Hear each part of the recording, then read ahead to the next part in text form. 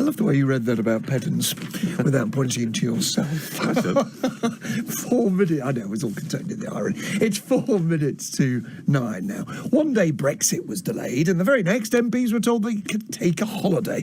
A decision that was condemned yesterday by Guy Verhofstadt, the European Parliament's Brexit coordinator, who warned that it proved that the decision to extend Article 50 would achieve nothing.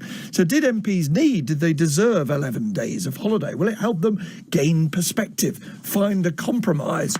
Or is it an indulgence and proves that they live lives different to the rest of us? To discuss that, we're joined by John Stevens, who's Deputy Political Editor of The Mail, which yesterday printed a series of photographs of MPs on their holes. And we're also joined by the Chief Leader Writer for The Observer, Sonia Sodha.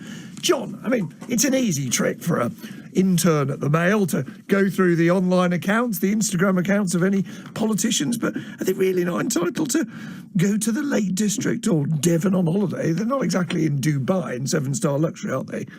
Well, no, but we were meant to leave the EU 3 weeks ago, and they're going to be European Parliament elections in just over a month's time. And the government say they really want to avoid those, and the only way to do that is to get a Brexit deal. And at the moment, we don't seem to be anywhere close to that. And so time really is limited to do that. And so, yeah, MPs were tired, they were teasy, people did need a break, but people may not need to be surprised if there is a backlash when they do go on holiday, when we've just got weeks to go until those elections that people really don't want to happen. Sonia, there was a sense amongst members of Parliament they were desperate to escape, weren't they? Yeah, absolutely. They've been sitting really long hours in recent weeks. If it's felt quite interminable for all of us watching Westminster, imagine how it feels for MPs who've actually been sitting in the chamber. I have to say, I saw that spread in the Mail yesterday morning. I thought it was a bit mean-spirited. You can see where someone like Guy Verhofstadt is coming from. It's incredibly frustrating to people in Europe looking in. They feel like they've given us a 6-month extension. It's perfectly possible to see. It's entirely conceivable. We get to mid-October and we're in exactly the same position asking for another extension.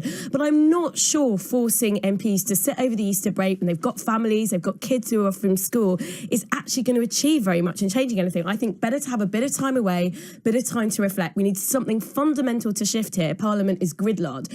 I'm not sure sitting over Easter is going to achieve much. John, the journalistic cynic in me thought all this teaches us that it is the naive folk who have nice cheap holidays who are prepared to put them on Instagram and elsewhere and on Twitter. It's the ones on the really posh breaks have wised up a bit and are not putting them out. Yeah, so there's a lot of MPs and a lot of nice holidays this Easter, and those aren't the ones who aren't posting on Instagram, who aren't posting on their Twitter accounts. So it's probably wise of them not to do that. So a quick word about the politics then. Do you think this will calm them down, Sonia, and make them more likely to find a compromise?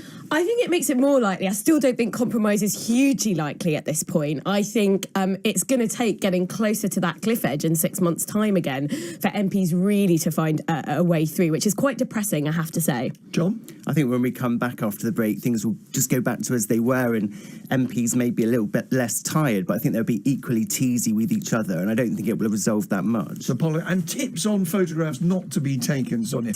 Trunks if you're a middle-aged bloke. Maybe not in a Tuscan villa or staying with your rich mates in Barbados, which is really, the holidays of the sort of Tony Blair era. But I mean, we're not going to see MPs sort of posting pictures themselves on a sun lounger reading a trashy novel in Tenerife. But you know what? If that's the kind of Easter break you want, good luck to you. John? And I think the PM's been quite lucky in that her taste in holidays is quite relatively modest. She isn't one of those PMs.